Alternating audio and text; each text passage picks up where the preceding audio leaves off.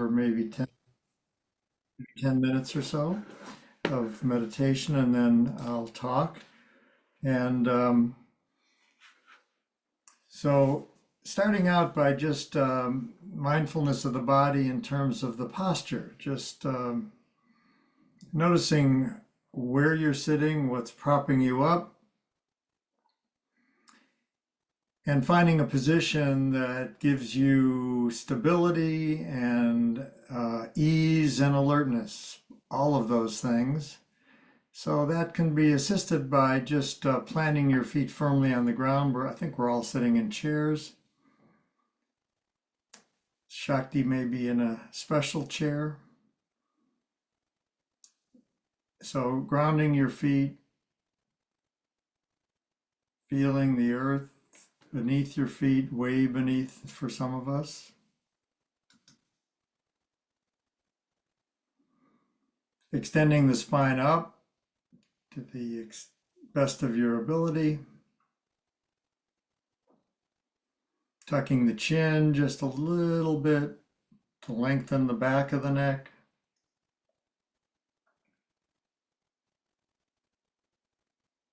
And dropping the shoulders.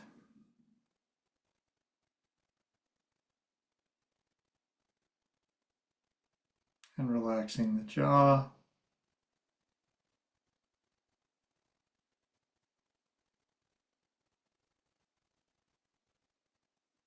Softening the muscles of the face around the eyes. And really just generally take a relaxed attitude about this meditation. If at any time you feel sleepy, because it is late for a lot of us, open your eyes or stand up.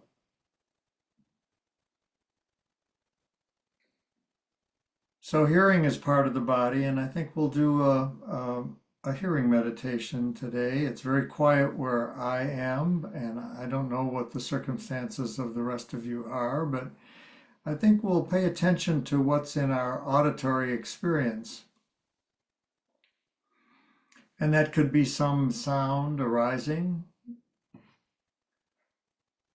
and passing, or a steady sound, or silence.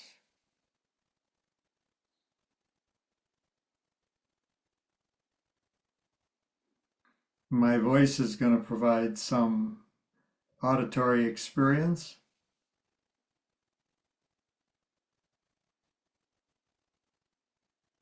There'll be silence following my voice.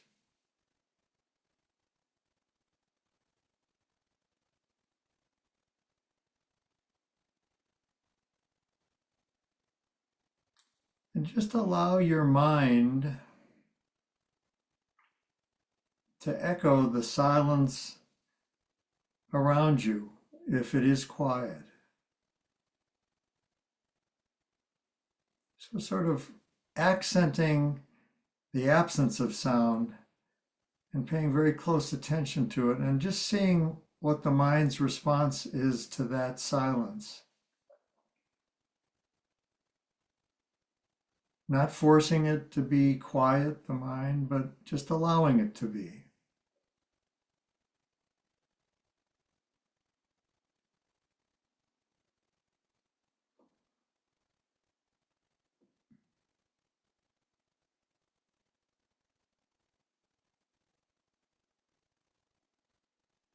I find at those times that my mind really is quiet and there's an empty experience, that there's absolutely no suffering.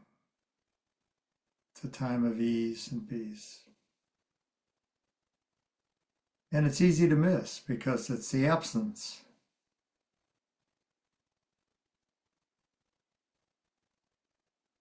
We're much better at acknowledging the presence of something.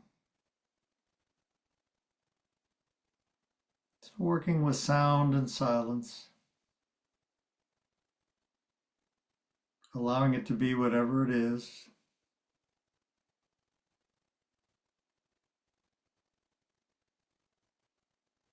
And particularly checking inward or any periods of time that the mind is quiet.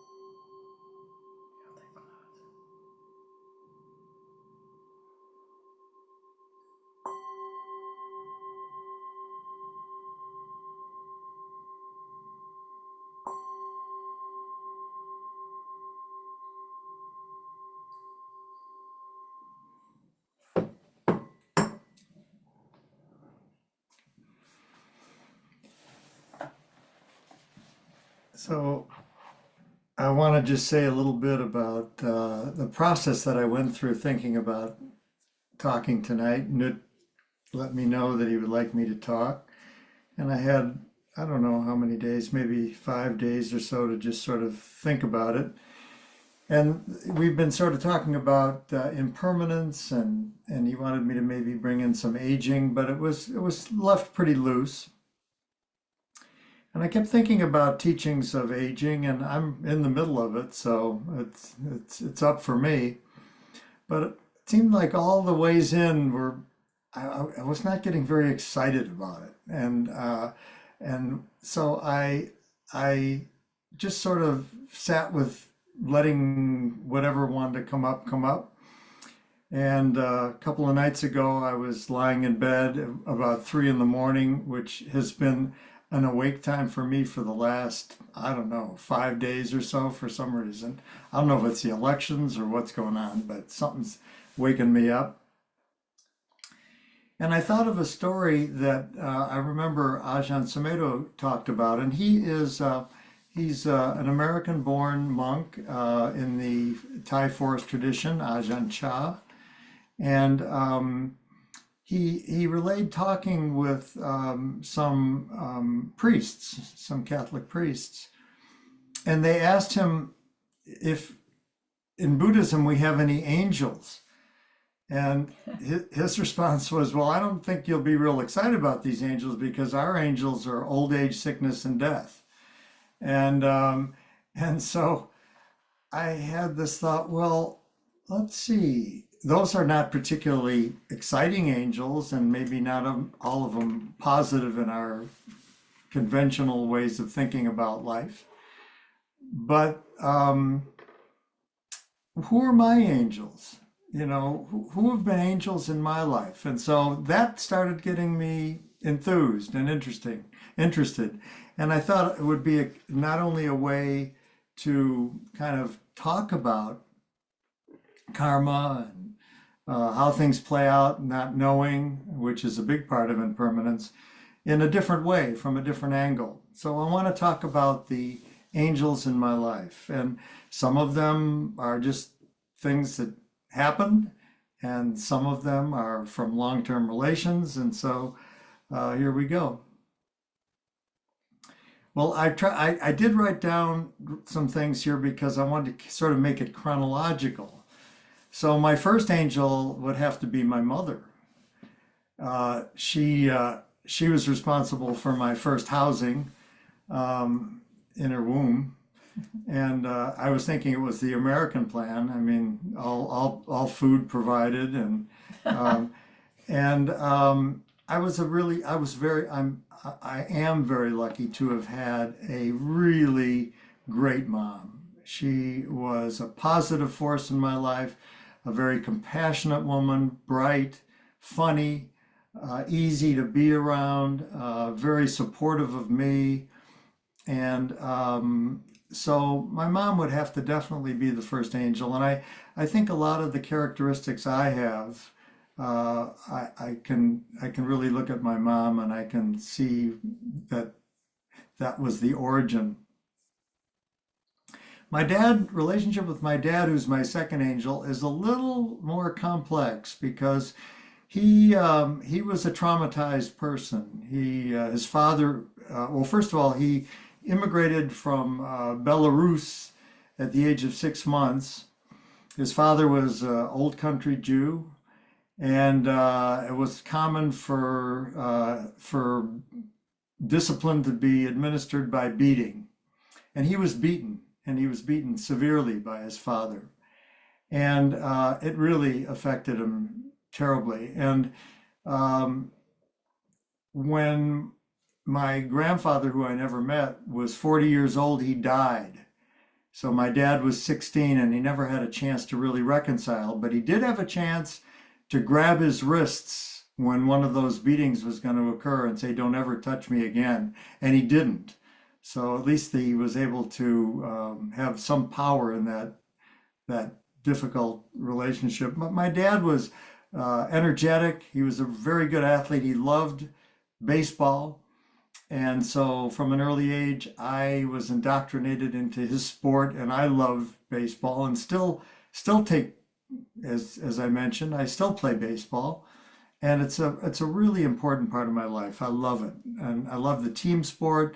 I like the fact that there's downtime. There's time, even when you're on the field, there's breaks, there's periods where you can be silent, and then there's periods of heavy exertion, and I love it all. So the third uh, the third angel was a 8-year-old boxer. And I have to explain this one. So my dad was a fighter, and he did some boxing, and he knew a lot about how to box. And he taught me how to box. I was a skinny little kid. I had good reflexes, and I was strong and wiry, but I was not big.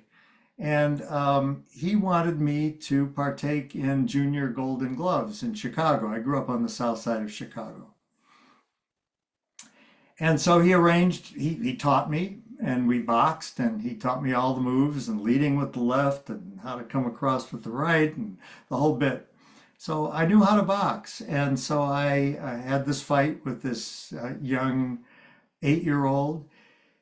It's so hard to really recall exactly what he looked like, but I have this image in my mind. He was a person of color. I think he was either Filipino or perhaps Latino. I'm not quite sure. But that's how much I remember. And we fought, and I hurt him. I hurt the kid, and I gave him a bloody nose, and he cried. He started crying. Well, as soon as he started crying, I started crying. I think, at least as upset as he was.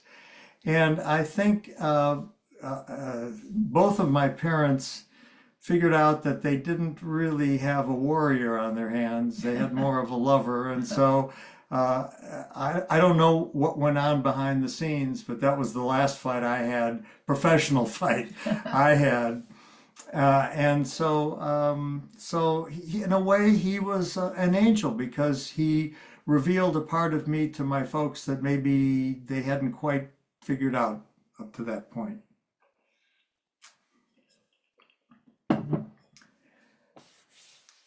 The fourth angel is a doctor. So at the age of 9, my parents moved out of the city and moved to a suburb of Chicago. And in those days, doctors made house calls. And so I had a pediatrician that made house calls.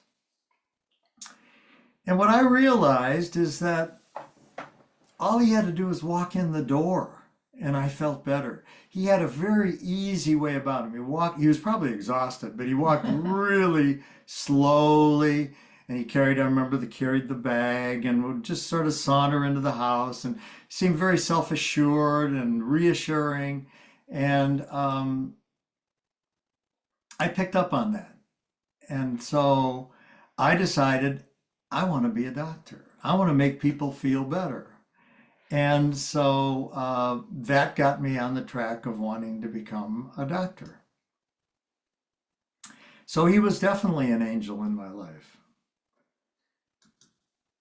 The third angel's sitting right next to me here. You can't see her, she's off screen. So Jill and I met when actually our parents knew each other, and really went out for the first time when she was a freshman in high school and I was a senior. And I think I took her to the Trotters, the racetrack. And I told her, I said, okay, we're going to miss the first race. So do you want to place a $2 bet to win, place, or show? And she said, oh, place. And I don't even know if you knew what that was, so her horse won, and it was a fairly long shot. So it paid like $15 or something to win. And I said, here, it's your money. You were the one that made it. And she wouldn't take the money. So that's just our first go around. But that we were really, the age difference was too great. And so we really didn't have any serious dating after that. I think we went out one more time. And we met again on a summer when I had just graduated from college, and Jill was a freshman in college. It was her summer of her first year, and we both worked for a day camp because we liked kids. And I was the bus driver, and we got together at that point, and at that point we connected at a whole different level because the 3 years was really didn't mean as much. My being 20, 21, and her being 18. So she has been a soulmate and a great supporter and a great love. And so she definitely is an angel in my life and continues to be. And what's interesting is that we had pretty separate interests and more or less careers until I retired. And when I retired, I worked in the preschool that I didn't work, I volunteered, that Jill had been part of for years, that our kids went to.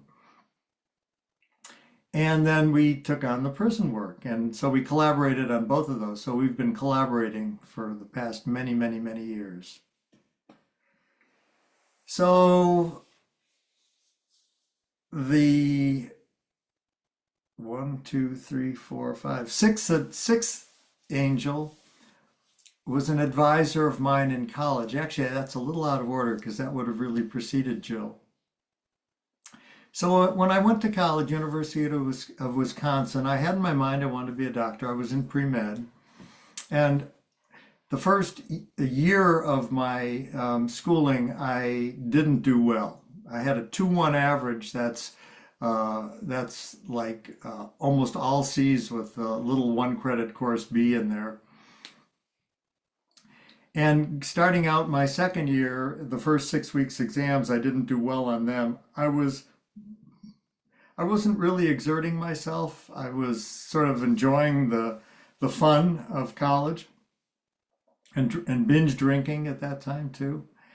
And so I got a call to see my advisor. And my advisor said, I see here that you're in pre-med, you want to go to med school. He said, it's not going to happen. Your exam, I never tested well. So he said, your exams show that, you're in terms of your ability to do the curriculum for med school, it's sort of on the edge anyway. And your performance is you're not going to make it.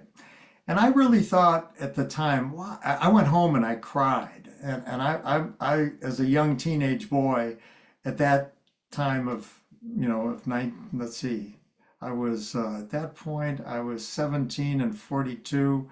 So that's 1959, 58. Boys didn't cry. I was given strong messages not to cry, but I did. And it was really upsetting. And I really still held that vision of wanting to be a doctor.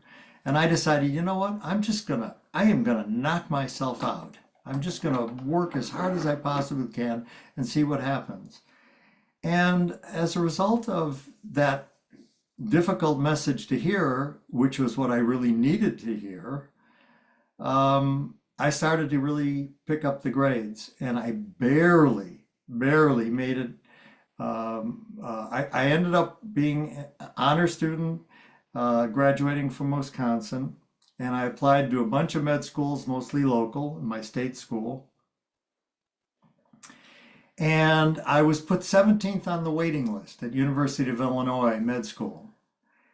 And so my next angel is the 17th person to decline their invitation to come to med school at University of Illinois, because about 2 weeks prior to the med school starting, I called up, which I was doing daily, and talked to the woman who was really very sweet, and we got to kind of know each other because I was calling, and she said, you're in, the 17th person declined he's going to go to another school, and so you're gonna get in. So I did. I got in.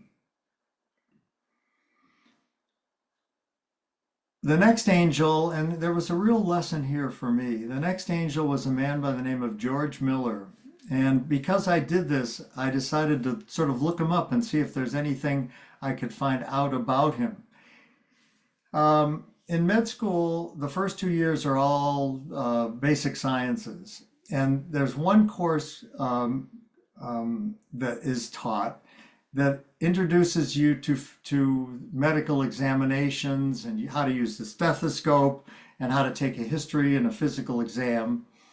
And this man was in charge of that course, but he also was the head of education, of medical education for med students at the University of Illinois. And I came to find out I just found this out yesterday, looking him up, that he actually brought a lot of wisdom to medical training and was very highly regarded. And I also found out he died at the age of 53. And he was interested not just in how much you knew, but how you could employ what you knew, how to bring that knowledge into functioning. And he designed tests that did that, thankfully for me, because multiple choice questions, I was doing very poorly in med school, just barely surviving. And then when it came to the clinical years and these new tests that sort of work through problems of how to work up patients and what you would do and all that he designed, I did extremely well. So I turned the whole thing around, and it was much thanks to him. And something just as important also happened. I was in his class, and there was a message here for me too, and for all of us. And he pulled me aside after maybe being in this physical diagnosis class after maybe 6 weeks or something. And he said, Bruce, usually people really are excited to finally, deal with patients and to really employ and really employ the skills of being a physician. And I'm just not seeing that enthusiasm in you. He said, is there something going on with you? Well, what was going on with me, and again, I had stuffed it, was that my dad was going through severe depression, and he was about to lose his business, and he was really performing very poorly and doing very, very poorly. And I had already moved home because I knew there was an economic problem with me living closer to med school. And so again, I cried. And I said, I know what's going on with me. It's my dad. He's falling apart. And so he asked me, the fact that he is paying close enough attention to really notice the fact that I was not all there, using his visual skills, using his listening skills, really listening, really profoundly listening. He asked me about my dad. He said, "What kind of guy is he?" I said, "Well, he says kind of a man's man, a macho kind of guy." And he said, "Is he getting therapy?" And I said, "Yes." He said, "Does he like his therapist?" I said, "No, he's not relating to him at all." And he said, "I think I got the guy. I think the head of psychiatry at the University of Illinois psychiatry department, the hospital is called Illinois Research. I think he would be a good match for your dad." And so my dad, at that point, they were considering shock therapy. And shock therapy now has been refined, and it's still very scary, but it's not as scary as it was back then. And so that was part of what was on my mind too. So anyway, that ended up turning things around. He dealt with him medically, and he never went to shock therapy. He was hospitalized several times for severe clinical depression. But George Miller had a lot to do with really helping him and the whole family. So he was a definite angel. The next angel is a strange angel. So, part of what really occurred to me around this is, we never really know when things happen to us and people enter our lives, who's going to be an important person and why. When we think, sometimes things happen to us and we think, oh God, that's awful. But really, it doesn't turn out always that the awful things really are awful. So my next angel is Uncle Sam. So when I got out of med school, I was draft worthy for Vietnam. and they needed doctors. And so it was a little more complicated than just being drafted, because I had a possibility of getting out by delaying my draft. So I chose that option, but it didn't. Not everybody gets it, so I didn't get it. So at that point, if I had not gone in, I would have been evasion. I mean, it would have been desertion, not evasion. So I was really stuck. I had to go. And so I went to Vietnam. So that's the bad news. I went to Vietnam. And that was difficult. That was really difficult. And it was a good lesson for me, though, because I was a naive kid that believed all the hype about, America being the great place, and keeping the world safe from communism, which is really what the hype was around the Vietnam War, the domino effect that if Vietnam fell, so would the rest of Southeast Asia and the whole bit. And I did a bunch of reading when I was over there, and I educated myself, and I saw that the whole thing was BS. So it really changed my life in a very important way in that regard, and other ways too. They gave me the option to go out into the countryside to take care of the Vietnamese. Their purpose for doing that was pacification. They wanted to make the Vietnamese love us. And my motivation was to take care of the people. And so twice a week we would drive out on the rice paddies with some risk, really. And we would drive out onto the rice paddies, and we would go out into the actually this was a seaside, the South China Sea community, Phu-bai, I think was the name of it, and take care of the people. And I really, really appreciated the Vietnamese people. I mean, that was a war-ravaged country. Families were turned against families based on dividing lines. The Viet Cong would come in at night, and the Americans would come in during the day. So they were caught between the two, and it was god awful. And yet the people, there was a sense of humor, there was a kindness that I saw, and I was really impressed. And I made a dear friend who was my interpreter named Trung, who I communicate with. And this story could go on forever, so I have to truncate it a little bit because it's too long. But Trung was my interpreter, and he was raised Buddhist, and his early education was actually in a monastery. And so I talked to him a lot about that. And I'd always been interested in Eastern religions anyway when I was growing up. I'd done a lot of reading and stuff. And his monastery that he grew up in was actually pretty close to where we were. And so I wanted him to take me, and he just refused and refused and refused. And finally I convinced him to take me, and he took me there, and I had a very profound experience. An emptiness experience, really, of just things being quiet and being received in a really kind way. They were a little nervous about me at first because I couldn't go out of uniform. You can't do that in country. And so I was there in uniform. I had stopped carrying weapons, so I didn't have any weapons. And so I had a profound experience which stayed with me, and it's what really ultimately brought me to Buddhist practice. So, there's that's good and that's bad and that's good. So Vietnam taught me a lot of lessons that I'm very thankful for. The next angel was a radiologist at Stanford University that interviewed me.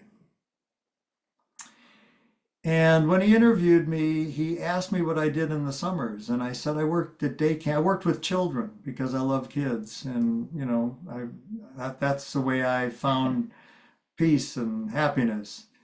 And he didn't like that. He did not like that answer. He said, you should have gone and you should have worked for a biology lab, or you should have done some research or something like that, because that's really what we're all about. And so I had also put in for a residency at the Valley Medical Center in San Jose, which was a county hospital. So that's the residency that I got. And that was a perfect residency for me because it was hands-on, and that's what I really wanted.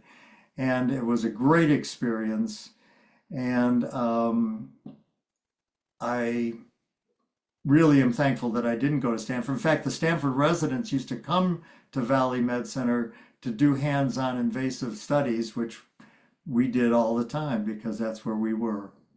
So I'm thankful for him. And there's an example where I thought it was bad, but it actually turned out to be good. So oftentimes we really just don't know.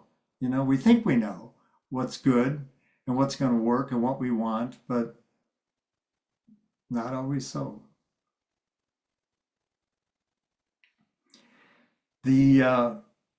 The next angel was a man by the name of Tony Orozco. So I was playing softball in this vintage league that I had just joined. I was in my 50s, and I was playing shortstop.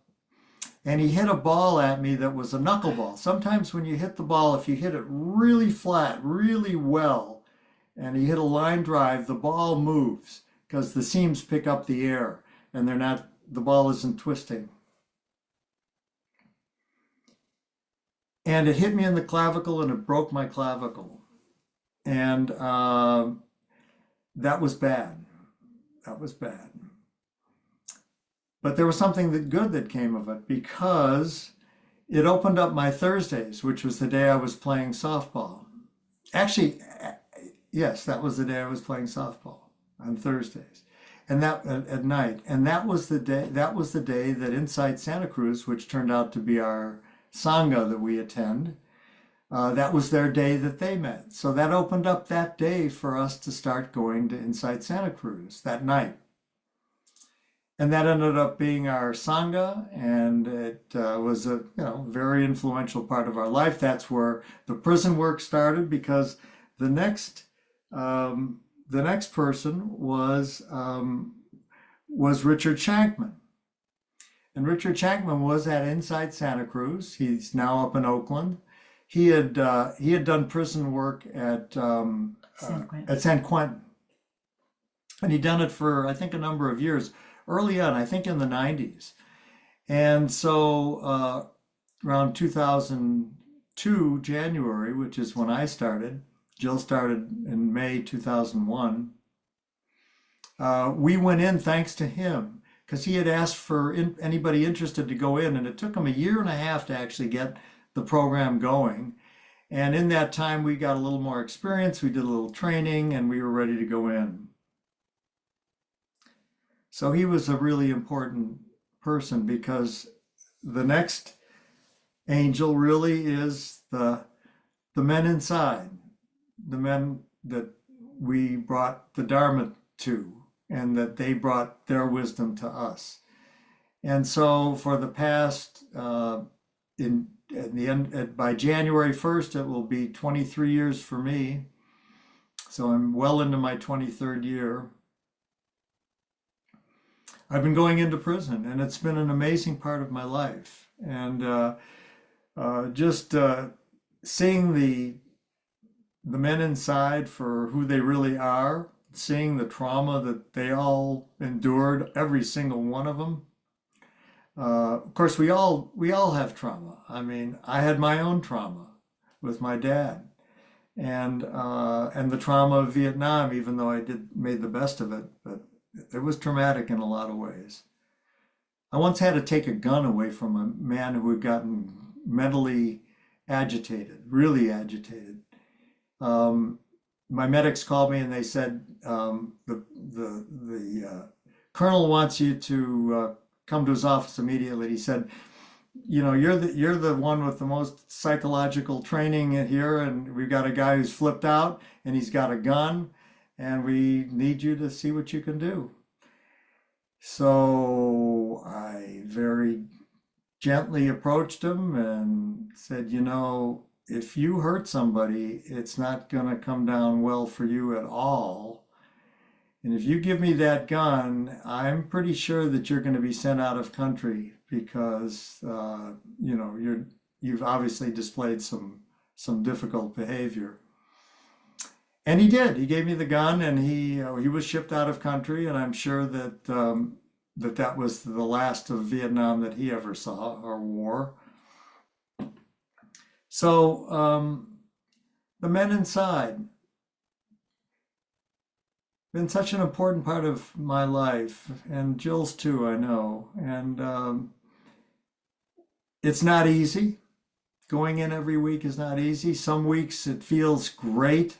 There's a cohesive group of people, and they interact well.